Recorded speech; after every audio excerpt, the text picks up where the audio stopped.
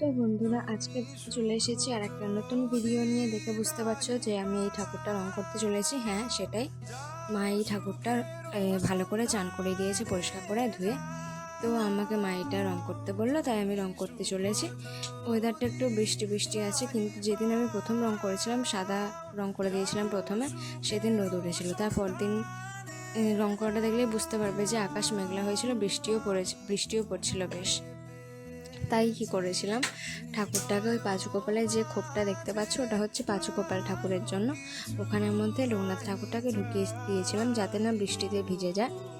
তো তোমরা ফুল ভিডিওটা দেখতে থাকো, আর ভালো লেগে থাকলে লাইক কমেন্ট শেয়ার এবং নেক্সট ভিডিও দেখার জন্য সাবস্ক্রাইব করে দিও। টাটা।